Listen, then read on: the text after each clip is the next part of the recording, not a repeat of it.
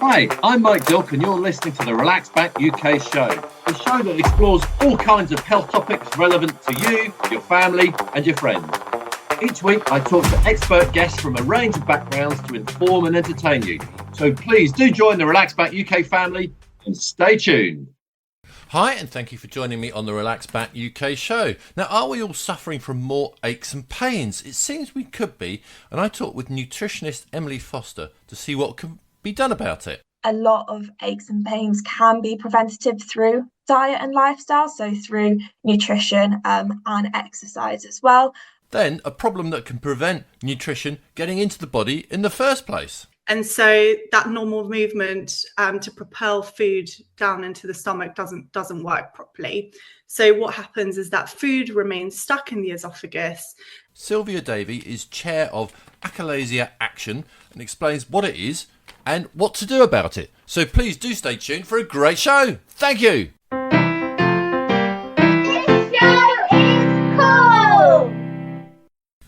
Emily Foster is a nutritionist with Holland and Barrett, and the topic is aches and pains.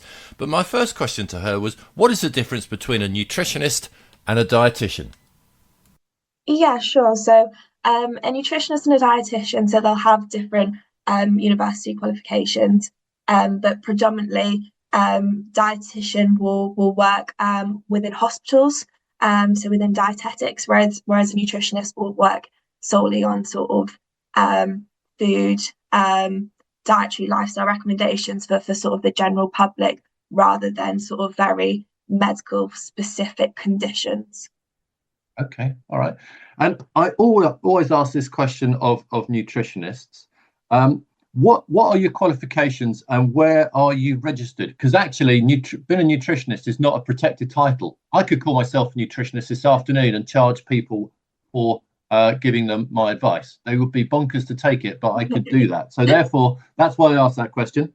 No, that's very true. So I have an undergraduate in nutrition and I'm registered with the Association for Nutrition, but I also have a master's in sports nutrition and I'm registered with the Sport and Exercise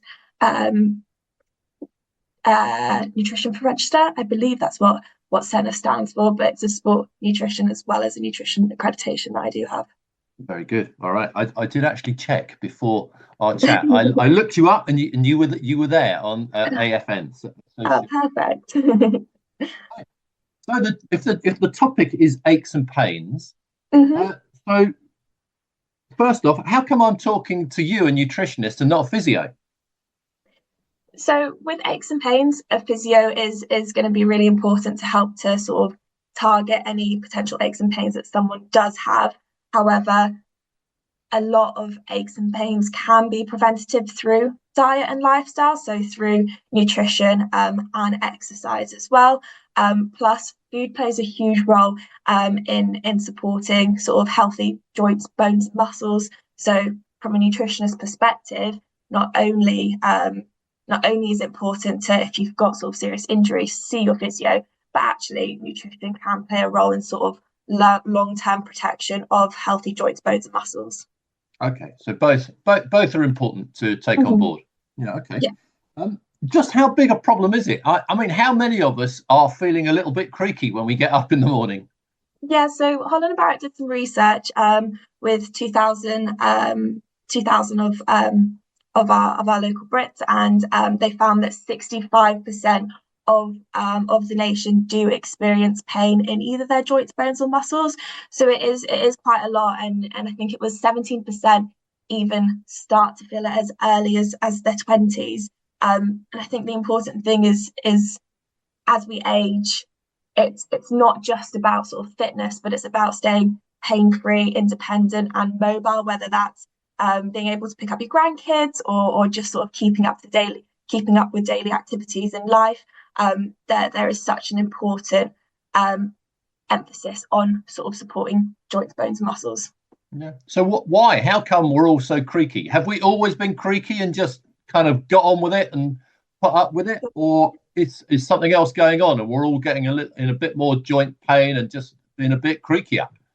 So it is common as we age. So pain can be related to aging, However, it could be due to sort of lack of diet, or also lack of movement as well. So we see lack of movement within the UK.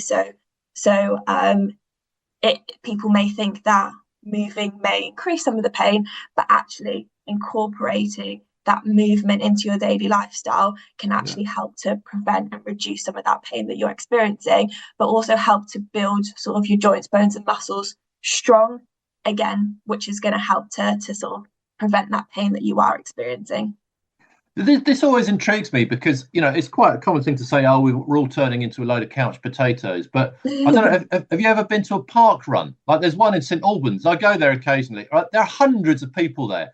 You turn on the telly when it's kind of marathon time. There are thousands of people doing the London Marathon and all the other marathons.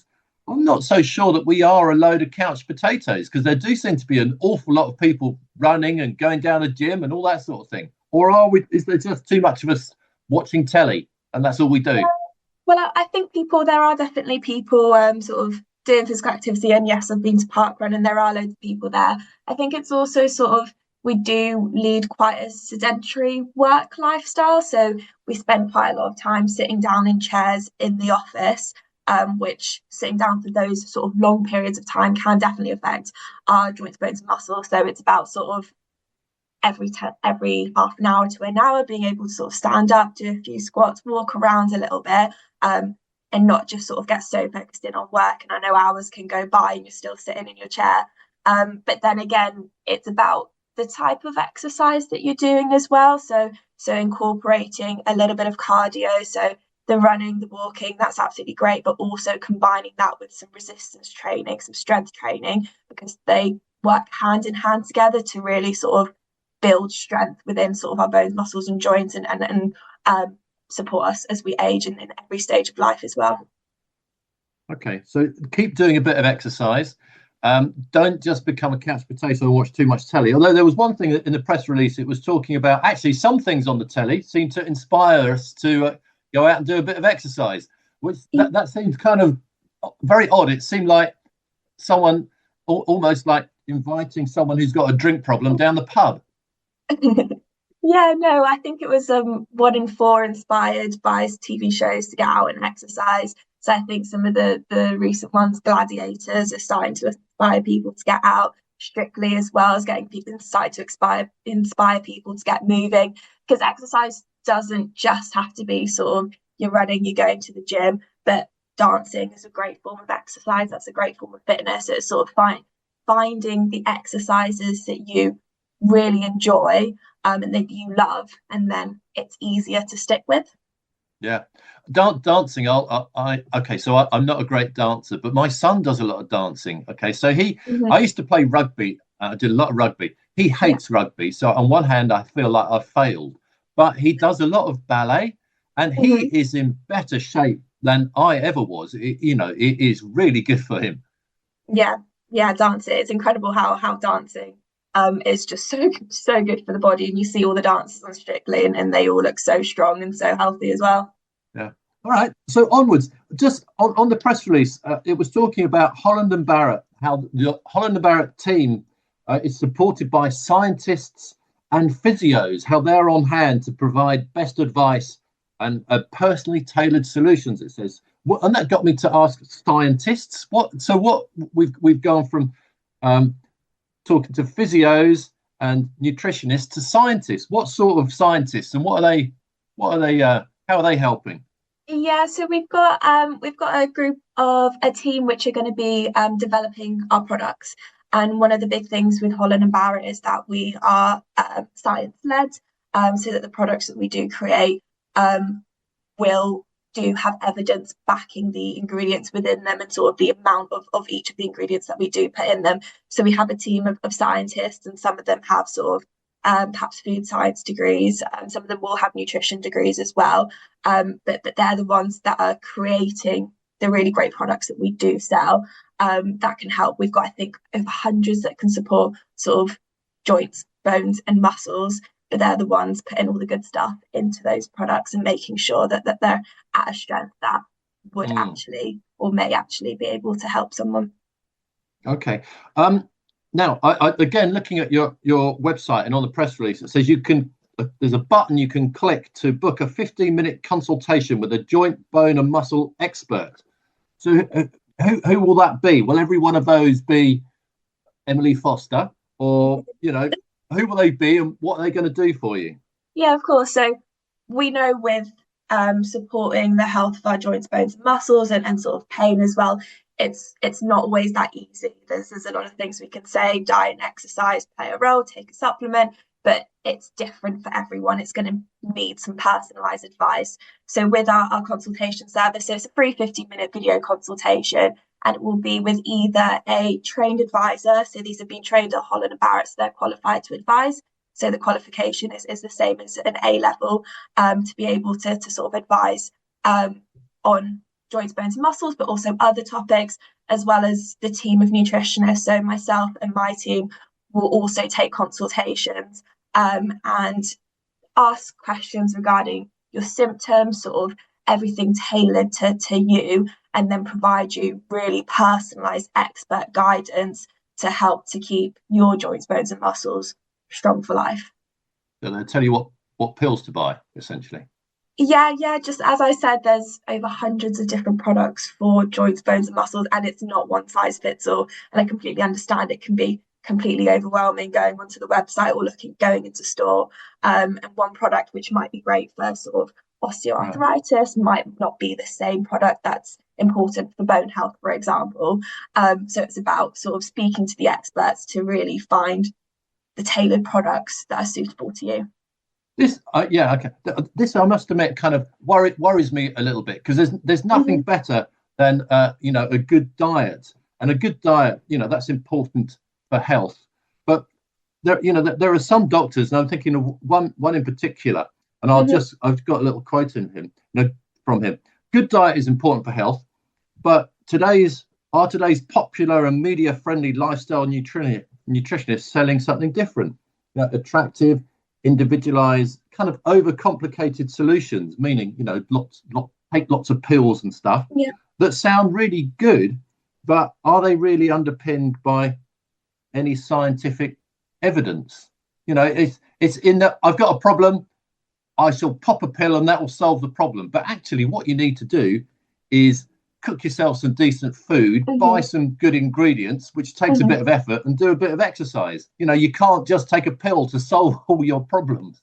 Yeah, absolutely. There is sort of no magic pill, and a lot of our supplements will be used as sort of a complementary alongside diet and lifestyle. So within those 15-minute consultations, we do delve into diet and lifestyle to find out and give you personalized advice. So as nutritionists, obviously we're able to advise on diet and lifestyle as well. So give you personalized advice to improve your diet to support joint health, because diet and lifestyle is going to be the basis. And then where we feel people may need supplements to support that as well, or even supplements for a short period of time while they're trying to get their diet and lifestyle back to track, as these things can take time, that's when we'll sort of bring supplements in. But with our team, it's not sort of just throwing out random recommendations and loads of supplements on someone when they're not necessary. It's about looking at what's right for them, talking about diet and lifestyle,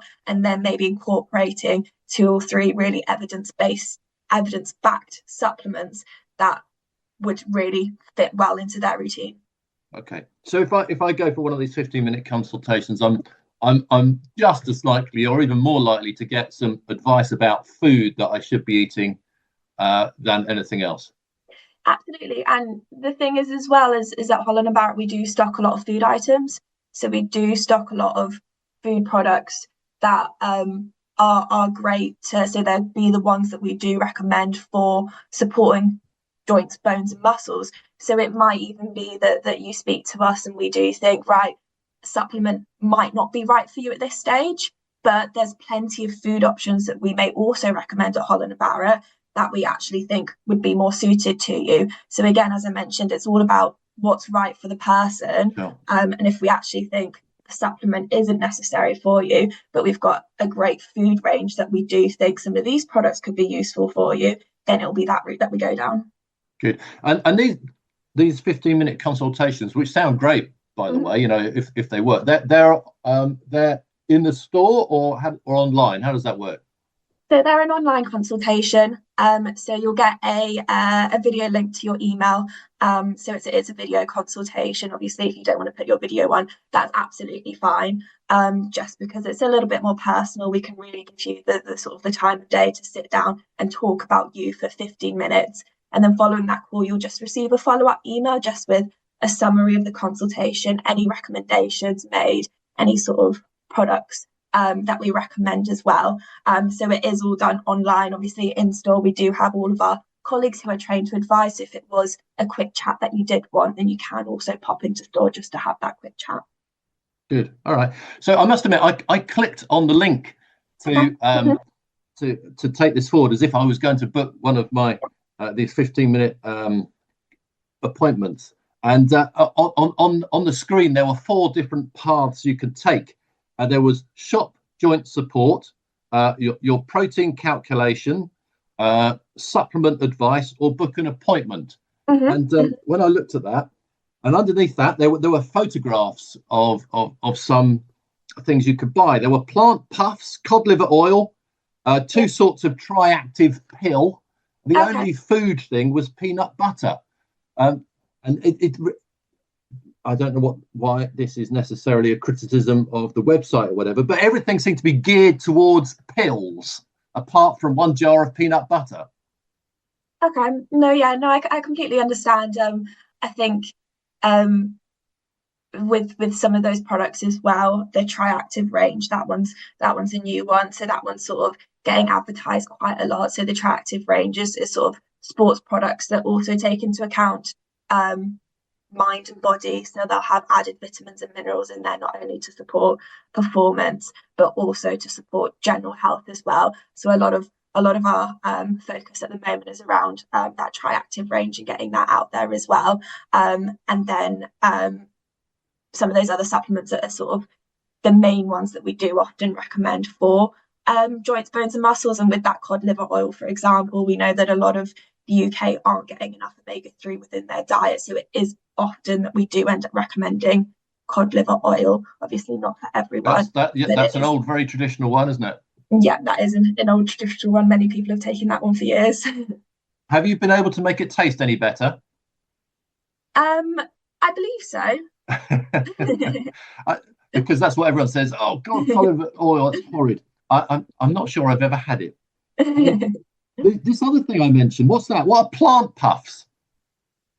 So plant puffs, so these ones will be they use, for example, chickpeas to basically puff them up, so they're like a healthier crisp. So it's like a snack.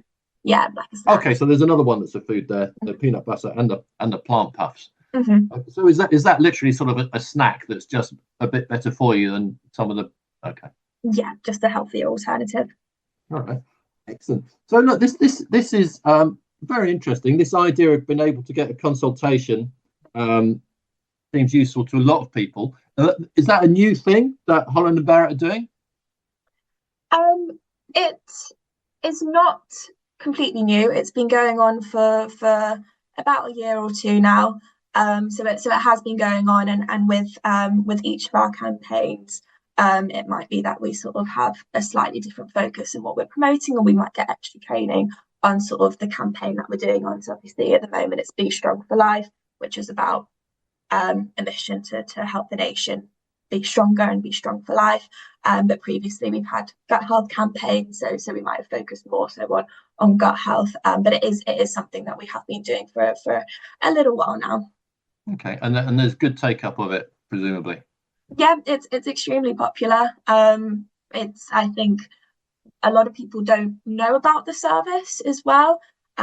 So sometimes you can get booked in by, if you call up our customer service line and you have a question targeted to nutrition, and they actually say, do you know what, we think it'd be really important for you to speak to someone who's trained and advised, and book them in for a free consultation then.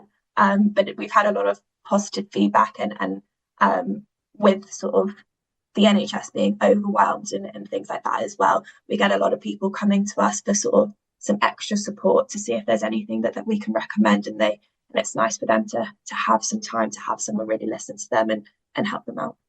Good. All right. If people are listening to this and thinking, goodness me, I have got some aches and pains, actually, I am feeling a bit creaky, perhaps I could get some advice on how to sort this out.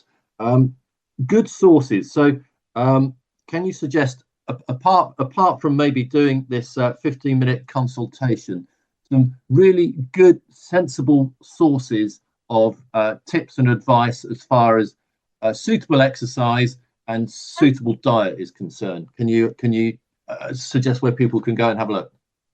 Yeah, as in sort of alternative, to get alternative advice from the consultations, or sort of my 3 sort of main tips for them to get started now? Well, both really. You can give some tips, but also, some advice. For instance, the NHS website is often very good at this sort of thing. So, whatever comes to mind. Yeah, absolutely. So, alternative places within Holland and Barrett that you can go to. We do have what's called the Health Hub website. So it's articles that are written by sort of our science team or our nutritionists about different sort of trending nutrition topics. So that can be really useful for getting sort of some insight and advice as well. Obviously, in store, all of our staff are qualified to advise. So you can absolutely go there as well. We've got sort of our Instagram and our TikTok page as well, where we do give sort of short tips and hints and advice on where to go. But if you wanted to sort of get started now, I think my 3 main things that I would advise focusing on are going to be diet, so particularly looking at protein intake. So protein is important for muscle repair and growth, and it's important to make sure we're getting what our body needs, and that will depend on activity level, age and weight. So again, it can be really useful to speak to someone who's a little bit more of an expert, to be able to gauge whether you're consuming enough protein and what that would be. But also movement would be my second thing. So starting to strengthen with movement, whether that's going to the gym, a fitness class, whether it's just including some body weight exercises like squats, push-up, lunges, which can be done at home and only take a few minutes. And then I think the third one that often people forget about is the importance of recovery. So muscle repair happens when you sleep. So rest is just as important as exercise. So it's really important that we are aiming for that good quality sleep. 7 to 9 hours is ideally what adults need. But that can be just as important as exercise. And as I mentioned, if you're not sure where to start, do feel free to book in that 15-minute consultation with us, and we can guide you in the right direction. Good. All right, Emily, look, thank you very much indeed for taking the time to chat today. That's no problem. It's lovely speaking with you. My next guest today is Sylvia Davey, and she is chair of Achalasia Action. That's a charity. My first question to her, well, what is achalasia and what are the symptoms? Yeah, so essentially achalasia is a rare swallowing condition. So in people with achalasia, the normal movement of the esophagus, also what we call the food pipe, it stops working. And so that normal movement to propel food down into the stomach doesn't work properly. So what happens is that food remains stuck in the esophagus, and that causes a lot of pain. So the food must either be regurgitated or painfully swallowed with gulps of water. So in terms of symptoms, because of these kind of swallowing difficulties and regurgitation of food, people with achalasia can experience a lot of chest pain, weight loss, but obviously because it impacts on eating and kind of socializing as well, and eating in social kind of settings, people with achalasia can also experience loss of energy, fatigue, and also anxiety and depression. And there's also another symptom called esophageal spasms, which kind of feel like a heart attack, which people with achalasia often in the nighttime. I get them in the nighttime, and they can be really, really painful and can sometimes last for days. Goodness, how long has this been going on for you? I suppose, well, 2 questions, really. Yeah. When did the symptoms start, and when were you diagnosed? Yeah, so my symptoms started as a teenager when I was 17. although people can be diagnosed at any point in life, children can get it, but also adults and older adults can get it too. So there's no one point in life where people develop the condition. And did it take a long time for you to figure out, or doctors to figure out what was going on? Yeah, I was quite lucky. I got a diagnosis in only a few months. But some people can take many years to get a diagnosis and are often misdiagnosed. So we've heard, up to a decade also to get a diagnosis, and people get passed from pillar to post because of the low awareness of the condition. I was initially misdiagnosed as well. When I first went to my GP, they told me that it might be due to kind of anxiety, maybe anxiety related to kind of my final year of school, and also a possible eating disorder. But I was fortunate that my parents were ready to listen to me when I told them that I thought it was something else, that it was something physical that was happening. And so they pushed quite hard for a diagnosis. I was living abroad at the time, so living in a slightly different system as well.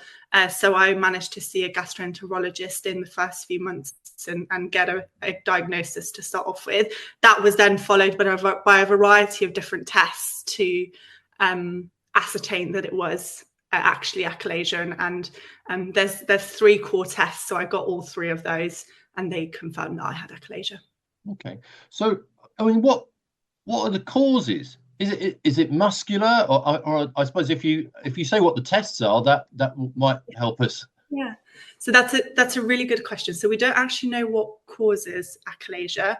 We do know that it's because the muscles in the esophagus stop working, and that's because the nerve endings that control those muscles, those involuntary muscle movements that happen when you swallow food, in a person with achalasia, those muscle endings die, so they're degenerated, they no longer work properly. Okay. And in a person with achalasia, a person can fully lose the muscle movement in the esophagus, or you can have very irregular movement. That means that still food isn't kind of brought down in the appropriate way. Okay, so does the rest of the digestive system kind of work? If food gets to the stomach, does peristalsis and everything else, does the food move on through in a regular way if it gets to the stomach? In a person with achalasia, once it's got to the stomach, unless they have another comorbidity or another condition, everything else should be, functioning normally. But there are, I think, quite frequent other digestive comorbidities that can happen in people with achalasia too. I don't know, again, scientifically, we don't know whether that's because a person has achalasia, or it's just, by chance.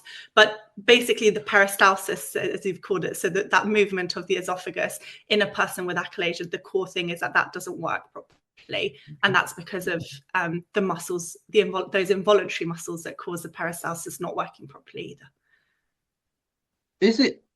I mean, how many people have this? So in the UK, it's around 6,000 people, because the prevalence of achalasia, so how many people continue to be affected by a condition after a diagnosis, that's around 10 in 100,000 people. And so it's very rare, and it definitely kind of fits in the criterion of a rare disease, as that's 1 in 2,000 people. So not many people have it. The first time I met a person with achalasia was when I was in hospital getting my operation.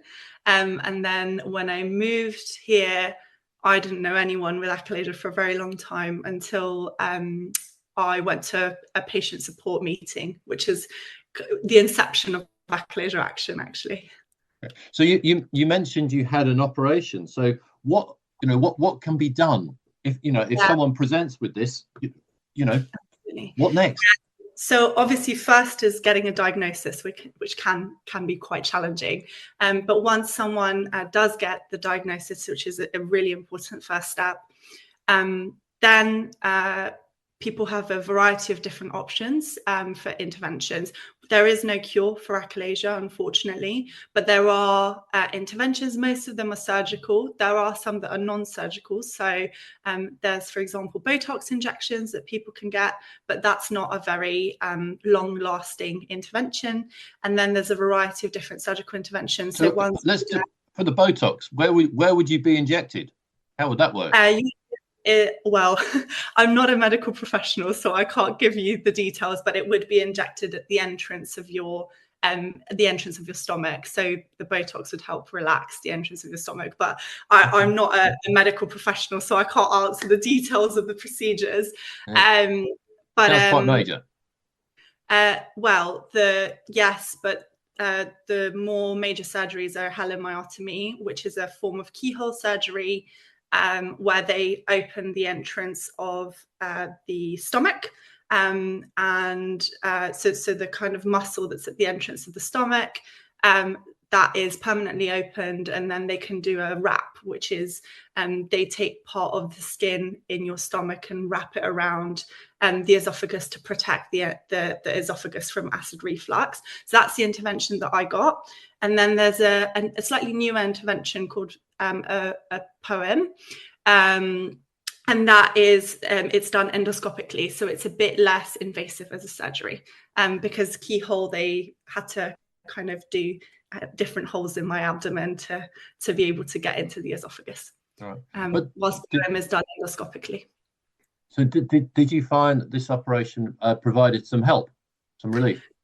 Yeah, I was very lucky. I was operated by a very experienced surgeon, and it's provided me relief since I've had the operation, which was when I was 17. So quite a lot over a decade ago.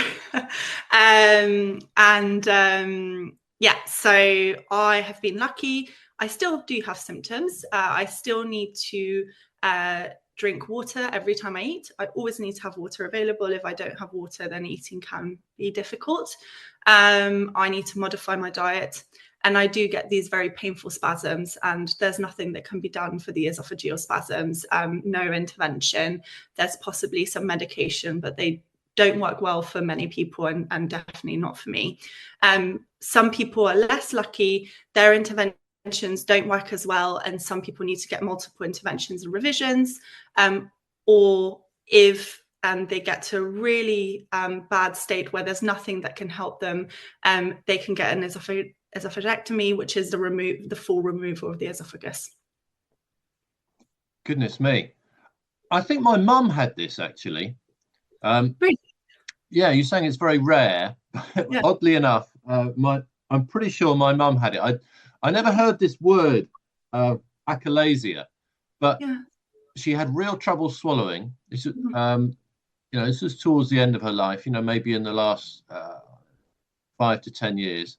And at the end, actually, she had an operation.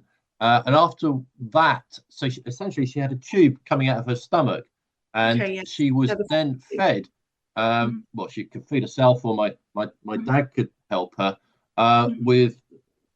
Well, it was a liquid that was essentially pumped into her stomach because she couldn't eat at all, and that's what kept her alive for quite a number of years. That sounds very difficult. So.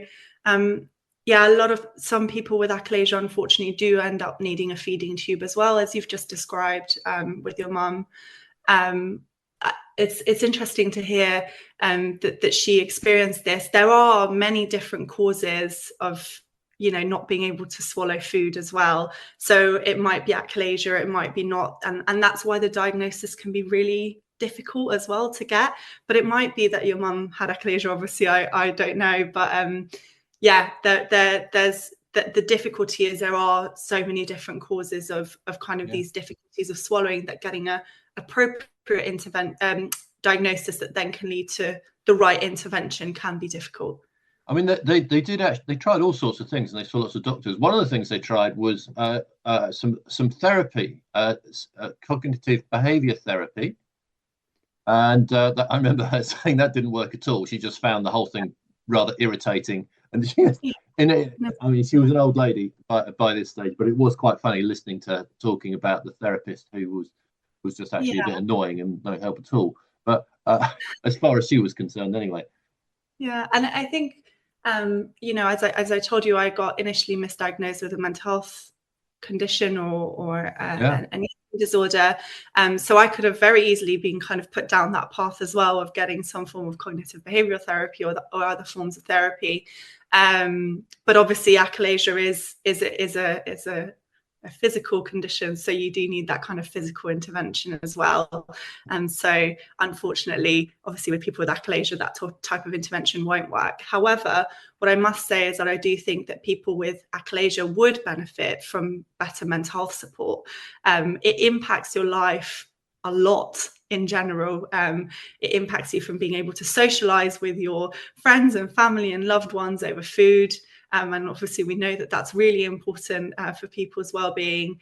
Obviously the kind of loss of energy or huge loss of weight. So I lost a 1.5 stone in the space of a few months, and when I was 17, that has a huge kind of impact on you and how you perceive yourself and your body as well. So I would definitely say that as we would probably, a lot of people with achalasia would benefit from some form of mental health support, but not as an intervention for the swallowing, but more as an intervention to be able to live well with the condition, which is a chronic condition that will impact you for the rest of your life. Yeah. No, I mean, the way you've described it, and my personal experiences of it, it is, it's unpleasant. It's from everything from unpleasant to extremely nasty. But I have to say, actually, throughout this, my mum continued to bake and cook for my dad, and baked his favourite shortbread, every week. And it was always amazed me that she'd get on and do that, because she couldn't eat it herself. I mean, she'd smell it when she was preparing it and everything. But so that always amazed me. But anyway, on with helping people that are potentially suffering now. If people are listening to this and thinking, goodness, I may have the symptoms for that, or someone in my family may have the symptoms for that. And it's not just elderly people, it's not just my mum. Your example, it started with you when you were 17, so it could be anyone that you know. And children as well, young children too. Yeah. So it happens with kids younger than 17, obviously. Yeah. Oh, yeah, absolutely. There's a whole pediatrics aspect to it as well. We actually support parents who have children with achalasia too. So there's a whole support network there for parents too. Yeah, because I can imagine that could be difficult, because children sometimes have issues with eating anyway.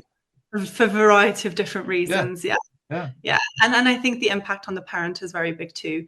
If I think of back at my parents, obviously I was 17, so maybe not as aware as I am now, but I think the psychological impact on my parents and the worry that they went through was huge. It was very difficult for them too.